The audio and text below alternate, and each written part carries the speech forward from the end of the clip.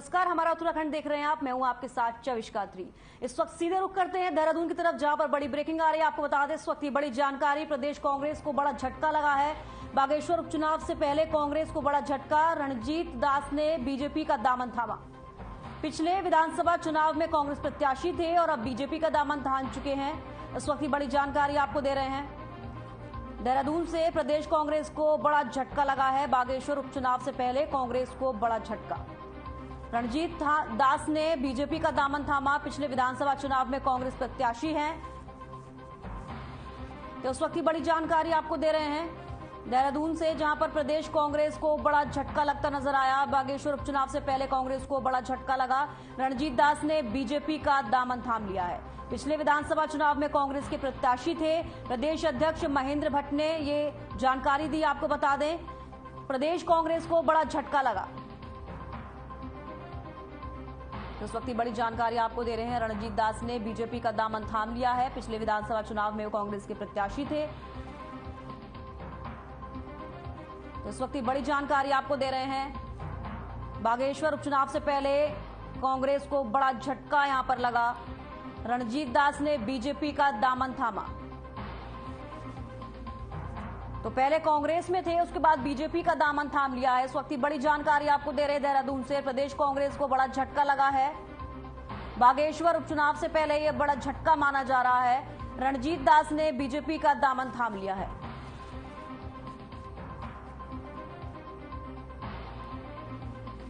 खबर हरिद्वार से है, जहां परिवर्तन कर्मचारी संगठन परिवहन विभाग उत्तराखंड के द्वारा एक्ट संयुक्त सम्मेलन का आयोजन रोशनाबाद स्थित परिवहन विभाग कार्यालय के सभागार में आयोजित किया गया, जिसमें परिवर्तन कर्मचारी संगठन के द्वारा तृतीय परिवहन निरीक्षक के पद की मांग को लेकर विचार विमर्श किया गया।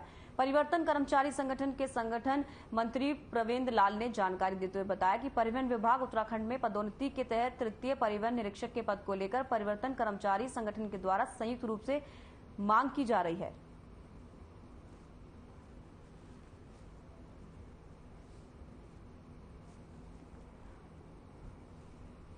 हमारी इसमें सरकार से एक मांग यह है, विगत एक वर्ष से यह मांग है कि हम पहले हमारा कहीं पर कोई प्रमोशन नहीं था, तो एक प्रमोशन हमारा इसमें हुआ है परिवहन उप निरीक्षक का, और उसके बाद हमारा एक प्रमोशन अभी मुख्यालय और शासन स्तर पर लंबित है परिवहन निरीक्षक का।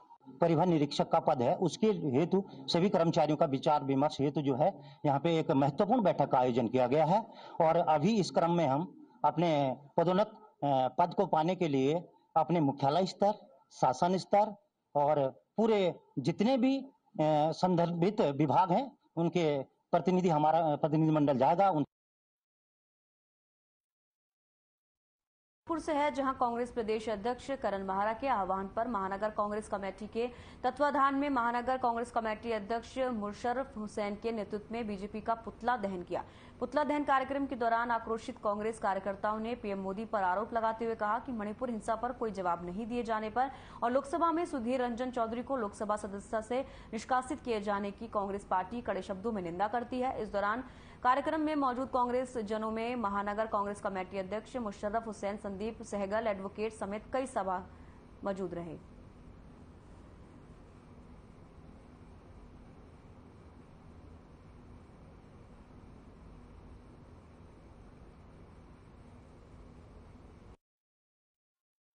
भाजपा सरकार का आज महाराणा प्रताप चौक पर महानगर कांग्रेस कमेटी के द्वारा भाजपा सरकार का पुतला दहन किया गया। चूँकि भाजपा सरकार की कड़े शब्दों में निंदा करते हुए कांग्रेस पार्टी के नेताओं ने माननीय प्रधानमंत्री जी से कहा कि मणिपुर पर जो आग लगी हुई है, उस मणिपुर पर दो शब्द बोलने के लिए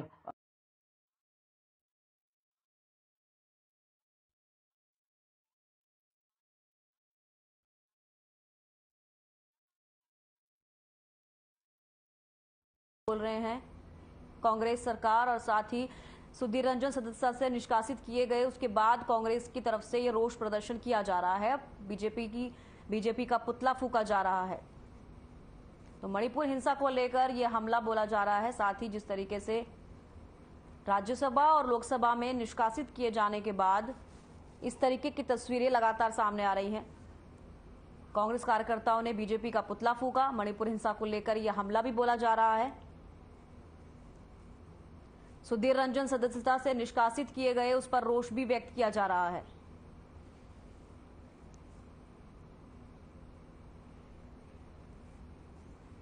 खबर मसूरी से है, जहां पालिका परिषद की ओर से मसूरी झील में देश की आजादी में कुर्बानी देने वाले और देश की सीमाओं पर अपना बलिदान देने वालों की याद में मेरी माटी मेरा देश कार्यक्रम आयोजन किया गया, जिसमें आजादी में योगदान देने वाले स्वतंत्रता सेनानियों के परिजनों को सम्मानित किया गया और शिला फलकम का लोकार्पण किया गया, जिसमें स्वतंत्रता सेनानियों के नाम लिखे गए हैं। साथ ही आजादी के अमृत महोत्सव के 75 साल पूरे होने पर 75 पौधे लगाए गए। आपको बता दें, इसी कड़ी में 2 वीरों का वंदन के तहत स्वतंत्रता सेनानी के परिवारों को नगर पालिका परिषद मसूरी द्वारा सम्मानित किया गया। आपको बता दें, पालिका अध्यक्ष अनुज गुप्ता ने राष्ट्रीय ध्वज फहराया और राष्ट्रगान के माध्यम से शहीदों को सलामी दी।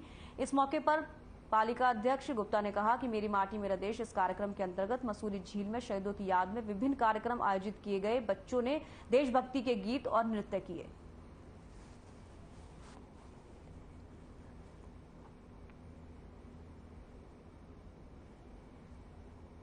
देखिए, आज मेरा माटी मेरा देश एक कार्यक्रम यहाँ पे आयोजन नगर पालिका द्वारा किया गया है, जिसमें विभिन्न स्कूलों से आए हुए हमारे बच्चे और जो हमारे कर्मचारीगण थे, इन सब ने इसमें भाग लिया और बहुत सुंदर सांस्कृतिक जो हमारी देश से जुड़ी हुई सांस्कृतिक प्रस्तुति इसमें की गई। खबर मसूरी से है, जहां पिक्चर पैलेस बस स्टैंड पर मसूरी से देहरादून जा रही उत्तराखंड परिवहन निगम की बस के ड्राइवर और कंडक्टर नशे में धुत मिले। लगभग 35 सवारियां लेकर देहरादून की ओर जैसे ही बस चली तो ड्राइवर ने सामने खड़ी एक गाड़ी पर टक्कर मार दी। मौके पर पीआरडी जवान ने बस ड्राइवर और कंडक्टर को बस से नीचे उतारकर पुलिस के हवाले कर दिया। उत्तराखंड परिवहन निगम द्वारा इस प्रकार की लापरवाही लगातार की जा रही है और इससे लोगों में खासा आक्रोश है। मौके पर मौजूद पीआरडी जवान विजय कुमार ने बताया कि ड्राइवर और कंडक्टर नशे की हालत में थे और सामने खड़ी ये गाड़ी में ड्राइवर ने बस में टक्कर मार दी। वहीं अगर ये मुख्य मार्ग की ओर बस गई होती तो बहुत बड़ा हादसा हो सकता था।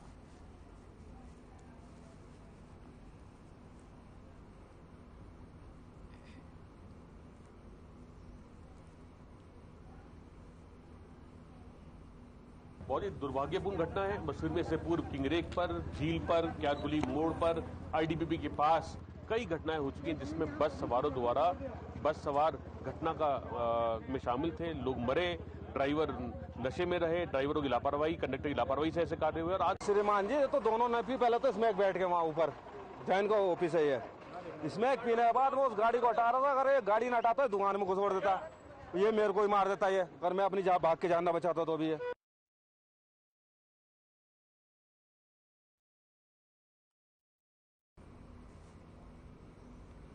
पौड़ी जिले के तमलाग गांव में बिजली का खंभा टूटने से 300 परिवारों की बिजली गुल हो गई है। गनीमत रही कि कोई बड़ा हादसा नहीं हुआ। स्थानीय निवासी राजकुमार ने बताया कि 300 परिवारों के गांव में अगर सूझबूझ नहीं होती तो एक बड़ा हादसा हो सकता था, क्योंकि बिजली का खंभा टूटने से बिजली की तारें जमीन में आ गई थी। विद्युत विभाग कब नया बिजली का खंभा लगाएगा और कब गांव में बिजली आएगी, इसका इंतजार सभी गांव के लोग कर रहे हैं। उन्होंने बताया कि वे स्वयं वीडियो बनाकर वायरल कर रहे हैं, जिससे उनकी बात विद्युत विभाग और शासन प्रशासन सरकार के नुमाइंदों तक पहुंच सके।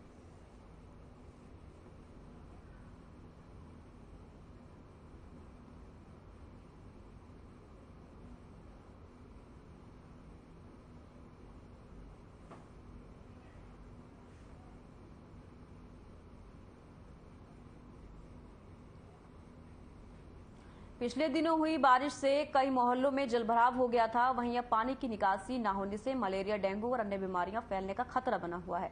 सिविल अस्पताल में भी लगातार वायरल और डेंगू जांच के लिए लोग अस्पताल में पहुंच रहे हैं। साथ ही सीएमएस ने कहा है कि घरों में पानी जमा न होने दें ताकि डेंगू का लार्वा ना पनपे। वहीं नगर निगम के अधिकारियों का कहना है कि जिन वार्डों में जलभराव हुआ वहां दवाइयों, फॉगिंग और एंटी लार्वा की व्यवस्थाएं चल रही हैं।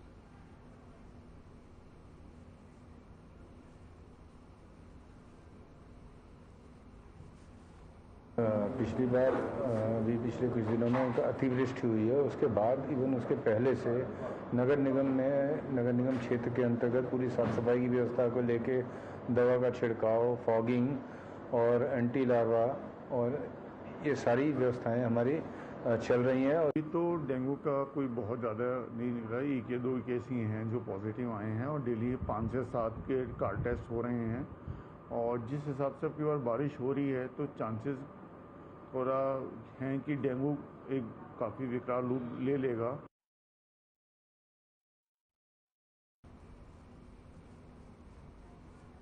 खबर कर्णप्रयाग से है, जहां चमोली के विकास खंड कर्णप्रयाग में आज बीडीसी की बैठक हुई। ये बैठक ब्लॉक सभागार में क्षेत्र पंचायत प्रमुख चंदेश्वरी रावत की अध्यक्षता में आयोजित हुई, लेकिन कई विभागों के अधिकारी बैठक में नहीं पहुंचे, जिससे जनप्रतिनिधियों में खासी नाराजगी देखने को मिली। ब्लॉक प्रमुख चंदेश्वरी रावत ने कहा कि जब बैठकों में सक्षम अधिकारी नहीं आएंगे तो समस्याओं का निपटारा कैसे हो पाएगा।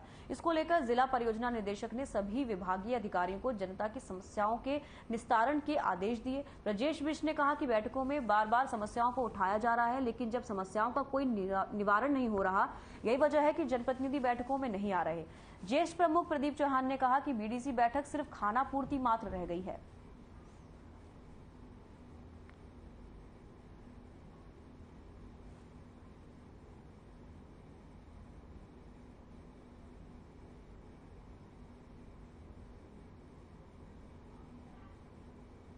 सबसे बड़ी बात यह है कि अधिकारी जनप्रतिनिधियों की बातों को गंभीरता से नहीं ले रहे हैं। पिछली बीडीसी बैठकों में भी कई लोगों ने शिकायतें की, ग्रामीण क्षेत्रों की समस्याओं, उन पर आज तक कार्रवाई नहीं हुई। हमारी आज विकासखंड कर्णप्रयाग में बीडीसी की बैठक चल रही है, जिसमें कि हमेशा हम हर बीडीसी में यही कहते हैं कि हमारे सक्षम अधिकारी नहीं आते। वही आज भी हुआ, सक्षम अधिकारी नहीं आए। हमने इस माध्यम से शासन प्रशासन को लेटर दे रहे हैं कि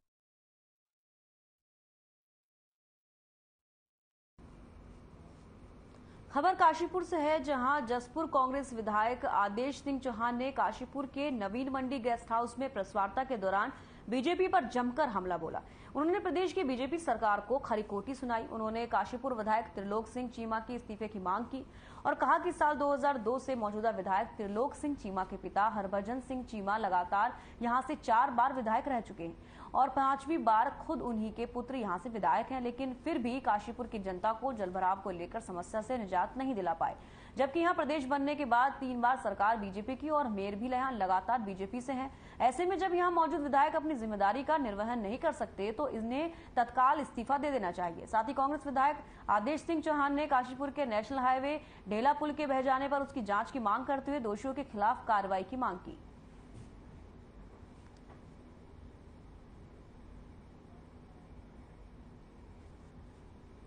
पेपर में अपने पूर्व विधायक जी का फोटो देखा, जिन्होंने अपने घर को पानी भरा हुआ जल भराव दिखाया, तो मुझे देखकर बहुत पीड़ा हुई कि उन्हें अपने घर की याद तो आई कि साहब जो है जल निगम इसके लिए दोषी है। 2002 से उनका परिवार, क्योंकि 4 बार वो विधायक रहे और 5वीं बार उनका बेटा विधायक है, जिसमें 3 बार भारतीय जनता पार्टी की सरकार रही और मेयर लगातार यहाँ पर भारतीय जनता पार्टी के हैं।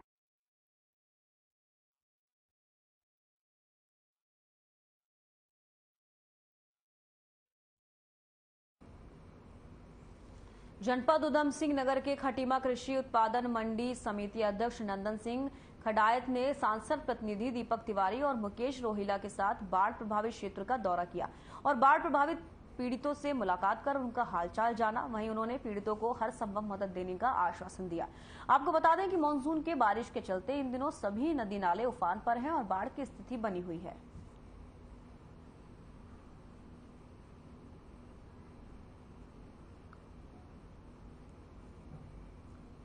वर्तमान समय में लगातार 3 दिनों से खटीमा आसपास क्षेत्रों में जो लगातार बारिश हो रही है, उसके कारण जगह जगह जलभराव की स्थिति बनी हुई है और वर्तमान समय में प्रशासन ने आपका खितलसंडा में और जो है धारडागी क्षेत्र में जो है राहत शिविर लगाए हुए हैं। खबर हल्द्वानी से है, जहां पिछले 5 दिनों से लगातार हो रही बारिश के कारण कई क्षेत्रों में अत्यधिक नुकसान हो गया है, जिस दौरान नगर निगम के मेयर डॉक्टर जोगेंद्र पाल सिंह रोतेला ने आपदा प्रभावित लोगों के लिए राहत और बचाव कार्य किए, जिसमें नगर निगम के द्वारा वार्डवार नोडल अधिकारियों की तैनाती की गई और बारिश के कारण हुए नुकसान को देखते हुए राहत सामग्री के साथ धनराशि के चेक भी मौके पर उपलब्ध कराए हैं।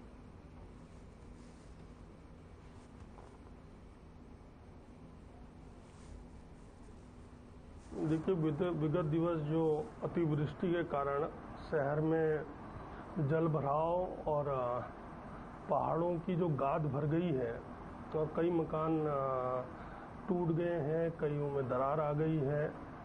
इनका कारण अतिवृष्टि है और अतिवृष्टि भी मुख्यतः कलसिया गधेरे ने बद्रीपुरा, काटदम और देवलडुंगा में नुकसान पहुंचाया है।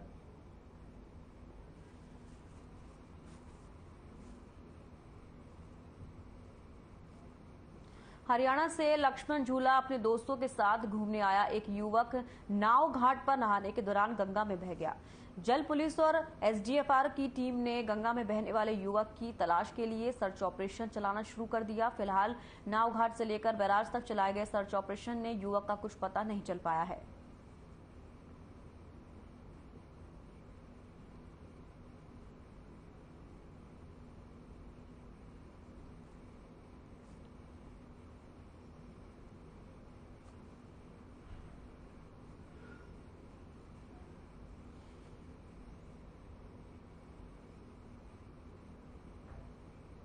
खबर रुद्रपुर से है, जहां प्रीत विहार क्षेत्र में मामूली कहासुनी के बाद युवक की हत्या का मामला सामने आया है। हत्या के बाद आरोपी मौके से फरार हो गए। जानकारी के मुताबिक रुद्रपुर के वार्ड नंबर 25 प्रीत विहार निवासी प्रताप का पड़ोस के कुछ लोगों से कहासुनी हो गई थी, जिसके बाद पड़ोसी परिवार ने उस पर धारदार हथियार से हमला कर दिया। आरोप है कि आरोपी युवक को अपने घर में खींचकर ले गए और दरवाजा बंद कर लिया। मोहल्ले के लोगों ने मामले की सूचना दी तो पुलिस मौके पर पहुंची। पुलिस ने दरवाजा खुलवाया तो युवक बेहोश पड़ा था। उसे फौरन जिला अस्पताल ले जाया गया, जहां डॉक्टरों ने उसे मृत घोषित कर दिया। पुलिस ने शव को कब्जे में लेकर पोस्टमार्टम के लिए भेज दिया है और इस मामले में पुलिस ने मृतक के परिजनों की तहरीर के आधार पर मुकदमा दर्ज कर लिया है।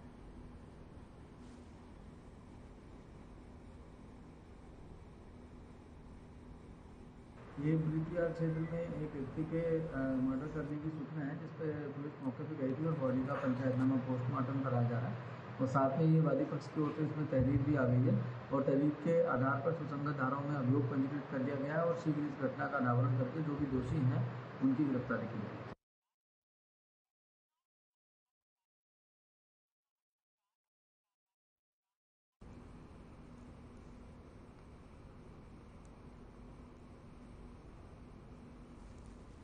हल्द्वानी में पुलिस को 2 अलग अलग मामले में बड़ी कामयाबी हासिल हुई है। आपको बता दें, हल्द्वानी कोतवाली क्षेत्र के मंडी चौक के पास पुलिस ने 1 किलो चरस के साथ 2 तस्करों को गिरफ्तार किया है। पकड़े गए दोनों तस्कर हल्द्वानी के रहने वाले हैं, जिनके पास से चेकिंग के दौरान पुलिस को 1 किलो अवैध चरस मिली है। वहीं दोनों के खिलाफ मुकदमा दर्ज कर लिया गया है। तो वहीं दूसरा मामला काठ गोदाम थाना क्षेत्र का है, जहां पर पुलिस ने गोला पुल के पास से 218 ग्राम अवैध स्मैक के साथ 2 तस्करों को पकड़ा है। पकड़े गए दोनों तस्कर जनपद बरेली के रहने वाले हैं और दोनों के पास से पुलिस को घटना में शामिल एक मोटरसाइकिल भी बरामद हुई। दोनों के खिलाफ संबंधित धारा मुकदमा दर्ज कर दिया गया। एसएसपी पंकज भट्ट ने मामले का खुलासा करते हुए बताया कि दोनों ही मामलों में पुलिस की टीम को सूचना मिली थी। इसके बाद दोनों थाना क्षेत्र के पुलिस और एसओजी की टीम ने मौके पर पहुंचकर चरस और स्मैक तस्करों को गिरफ्तार किया।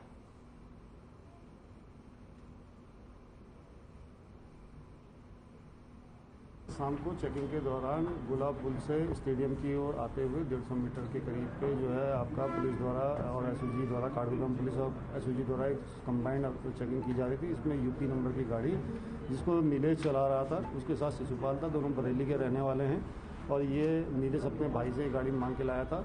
वो इसने वापस करने की कोशिश की। इस दौरान पुलिस को शक हुआ, पुलिस ने इनको पकड़ा। इनसे 218 ग्राम स्मैक बरामद हुई।